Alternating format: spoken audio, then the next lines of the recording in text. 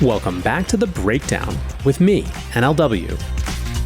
It's a daily podcast on macro, Bitcoin, and the big picture power shifts remaking our world. What's going on, guys? It is Tuesday, May 27th, and today we are talking about a new bank stablecoin consortium. Before we get into that, however, if you're enjoying The Breakdown, please go subscribe to it, give it a rating, give it a review, or if you want to dive deeper into the conversation, come join us on the Breakers Discord. You can find a link in the show notes or go to bit.ly/breakdownpod. All right, friends. Hope you had a great Memorial Day weekend if you are in the US. And for everyone else, we are back. Quick check-in on price action. After a fresh all-time high last Wednesday, Bitcoin's price was pretty subdued over the long weekend. We saw price action fail to breach 112,000 several times on Thursday afternoon. And on the downside, Bitcoin traded at a weekend low of 106,600 after Trump's brief threat to tariff EU products at 50%. That threat was delayed for a month and seems to have brought EU trade representatives to the negotiation table, leading to a recovery and all in all, a very quiet weekend near all-time highs. Bitcoin entered the week around 110,000 and within striking distance of another all-time high. Ultimately, though, not much to report on price. Instead, we are going to focus today on some big developments in institutional adoption as crypto finds its place in the global financial system. The big news to end last week was that America's largest banks are planning to form a consortium to issue a joint stablecoin. The Wall Street Journal reports that JP Chase, Bank of America, Citigroup, Wells Fargo, and other large commercial banks are exploring the idea.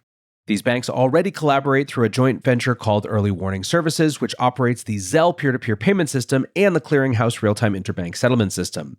Stablecoins seemingly would be a natural extension of this infrastructure. It would also allow US banks to use stablecoins to build out a real-time settlement standard for cross-border payments. Earlier in the week, NYU professor Austin Campbell flagged that the banking lobby is panicking over the prospect of yield-bearing stablecoins. That's completely unsurprising, with similar arguments being made about CBDCs and other instruments that compete with bank deposits. But this new reporting gives an idea of how banks plan to compete in a world where stablecoins are given the regulatory green light.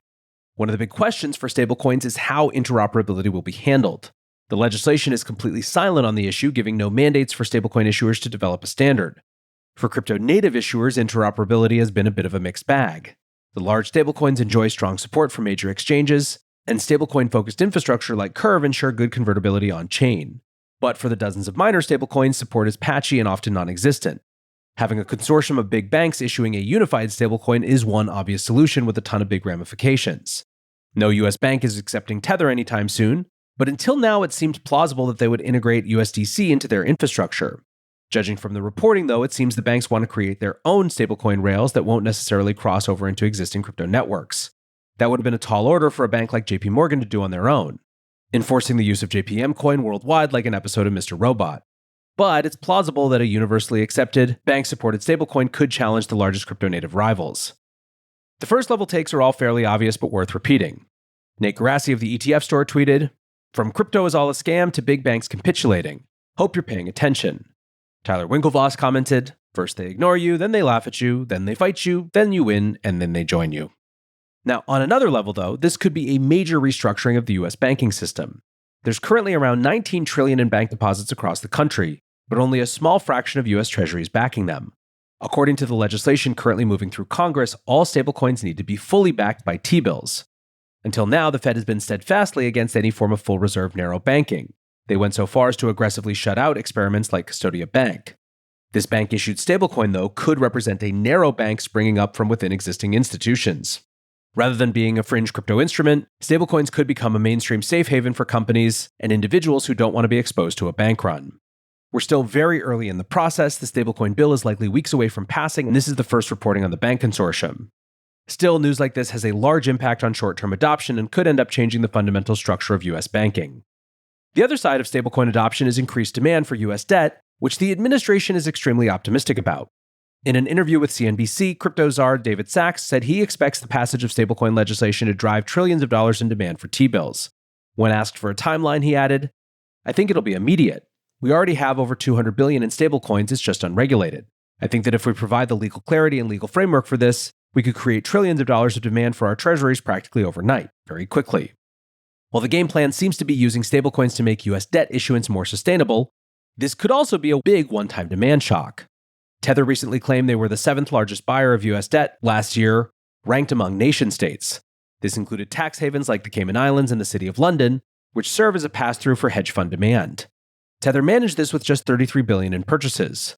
The top 6 countries were only $420 billion combined, and that was offset by $130 billion in selling from China, Japan, and Brazil. In other words, $1 trillion in T-bill demand showing up over the next few months would dramatically change the debt issuance of the nation. Even at current pace, the Treasury only issues around $500 billion in net new debt each quarter. Then again, JP Morgan analysts are skeptical that $1 trillion in stablecoins is achievable in the short term. They note that the current legislation prohibits interest from being paid to users, making stablecoins an inferior product in some ways to money market funds. As a direct comparison, money market funds that do pay interest only managed $900 million worth of inflows in 2024. The analysts wrote, "The growth of these non-interest-bearing stablecoins over time would mostly depend on 2 factors. 1, on their use in payment systems, and 2, on the broader crypto ecosystem's expansion." They continued, "The higher the usage of crypto tokens in real-world applications or higher activity in areas such as DeFi, NFTs, or other applications would expand the overall crypto market cap, and with that, the stablecoin universe given its typical 7 to 8% share. We find talk about tripling or quadrupling of the stablecoin universe over the coming year or two to be far too optimistic." We also saw a ton of other stablecoin discourse over the weekend, including a New York Times guest essay run under 2 alternative headlines. The first, "Crypto is good for Trump but bad for America," and the second, "Crypto is a threat to the US financial system," being not exactly the most subtle of headlines. I'll spare you a recap of the main points, but suffice it to say it's a greatest hits of every anti-crypto argument that's been trotted out over the past decade. Nick Carter noted that the comment section was completely filled with negativity, saying, quote, "Not a single commenter that understands stablecoins, endless misinformation." Galaxy Digital head of research Alex Thorne presented a long rebuttal of the piece, explaining the various benefits and safeguards of the legislation. His big takeaway was simply that stablecoins seem inevitable, commenting, "If it gets across the finish line, the Genius Act will be one of the most consequential overhauls of the US payments and monetary system in decades, a major bipartisan achievement for the 119th Congress, and a victory for crypto, blockchains, and advocates for innovation." Now, with institutions running headlong into crypto adoption, the big potential snag is, of course, legislation getting hung up in Congress. To that point, we've had a huge amount of news flow about Trump's crypto activities to end last week, giving fuel to Democrat claims of corruption. There was the meme coin dinner on Thursday night with Justin Sun actually setting foot in Washington. Many have tried to argue a connection between Sun's multi-million-dollar investment into World Liberty Financial and the Trump meme coin, which happened just before the SEC put his lawsuit on hold.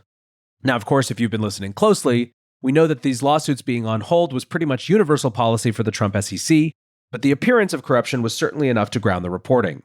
The New York Times also published that the dinner guests, quote, said they attended the event with the explicit intent of influencing Mr. Trump and U.S. financial regulations, which on the one hand adds fuel to this fire, but on the other hand is of course the same that pretty much everyone who's ever been to a White House dinner in a position to influence policy is trying to do. There was also controversy around the use of the presidential seal, despite the White House insisting the event had nothing to do with the administration, which could open the door to all sorts of reporting requirements and potential breaches. The Wall Street Journal published a long expose on World Liberty Financial, insinuating that Binance founder CZ had aided the company to make business connections in the Middle East. World Liberty co-founder Zach Folkman refuted the allegations.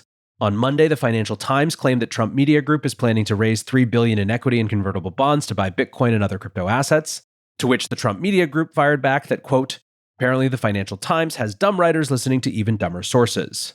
Now again, we know over here in our part of the world that this is just the opening play for the next MicroStrategy clone, and a fairly normal if unconventional fundraising strategy, but for many people it will read as though Trump is personally taking in $3 billion from outside investors through the company.